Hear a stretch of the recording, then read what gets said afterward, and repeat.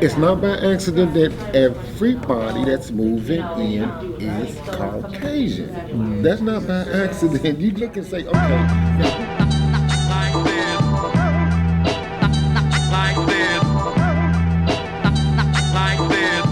somebody just bought a house for $200,000. So now, automatically, socially, economically, and everything, you already know they already got that frame of mind to see this is the way we've been taught. I'm not going to look at that person over there in that $30,000 house as on my level. You get it? All right, if you can hear my voice clap once, if you can hear my voice clap twice, if you can hear my voice clap 3 times. Thank you.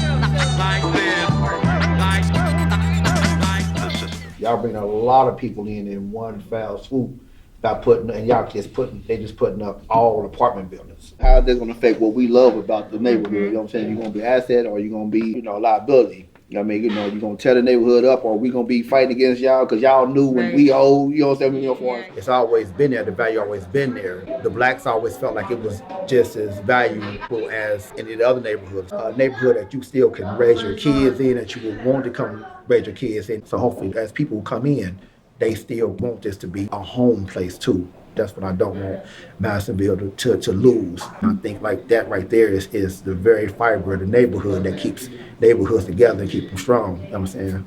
What we say here, what we do here, it is for the overall benefit for the community. And if we can't be honest and forthright in this conversation with one another after we've been together this long, then there's some problems. Yes. Yeah. It's not you and me and there's a problem of race between us. There is the problem of race over here, not over here, but different than me personally, you personally. And you and I need to attack that problem. If we take it personally, we get defensive. Also, all of us, whether or not we intentionally are doing it, we all hold unintentional bias. So that is something that we need to just be aware of and own. It gets dangerous when we start to kind of push it over. That over there, it's not my problem. But we can work together to attack them together. Yeah. And I just want to build too.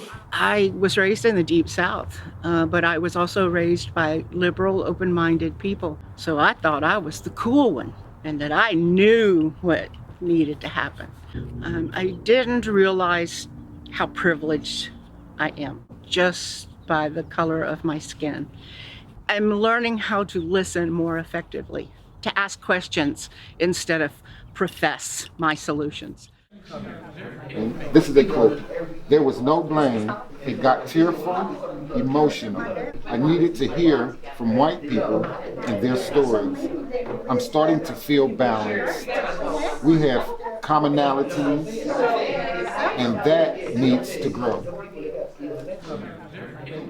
The longer we're meeting and the longer we're together, people are not afraid to say what they're actually feeling. They're not sugarcoating it. They're sharing their honest opinions, and people are listening to each other.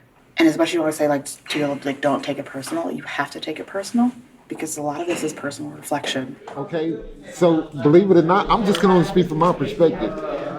Each time I've came, the first time it was more or less like, who is this, who's this? Now the second time it's more or less like, oh, that's kind. Now the third time it's more or less like, I can sit down and talk with this person and then I'll be able to give them my true perspective. We all came to the table, right? Like, how do you get other people to come to the table? So if each one of us could get one of our neighbors to come. There's rapid development happening in Madisonville, and I would say that it's impacting everybody. Historically, the land that is in Madisonville has been taken from different groups of people. There are people who were pushed out of their homes not that long ago in a really big way, and people have feelings about that. Acknowledging the history of and why people feel the way they do is really important to moving forward. It's become very divisive, and racism is a really uncomfortable subject for people to talk about.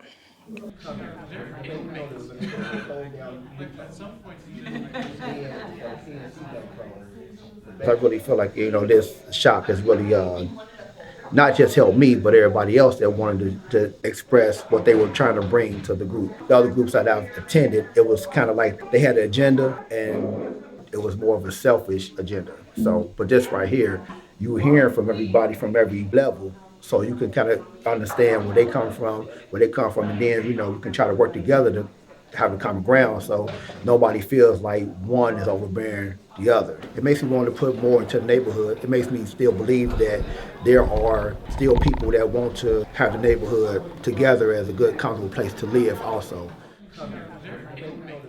When I first came into the DI group, I was like a lot of my white friends. Oh, this is just another bitch session. This is just another opportunity for people of color in our community that haven't been happy with the development. It's giving them a platform to gripe about it. And now I realize that the development is shaking their lives to the core. I think it's going to take more white people realizing that we have inherent power and to make a conscious effort to give that up. And I want to be in more conversation with people of color to better address the problems. Being involved in this community studio was kind of a way for me to explore personally, like, how could I actually help, like, have a positive impact? I feel like I was able to come together with people that I wouldn't have met before. I feel like we were able to build some trust. I feel like there's still a lot of work to do. You know, we're gonna have to keep trying to be open, right? I think all the things that we do unintentionally to support a system that continues to keep a race of people down. It's really like a way of thinking and a way of showing up every single day and trying to help other people understand that, I think. And you kind of have to get uncomfortable. I hope that we can take the processes and take the relationships that we've built, and I hope that we can take the work and bring it out to the neighborhood, and we can build a collective feeling in Madisonville that becomes more cohesive and less destructive.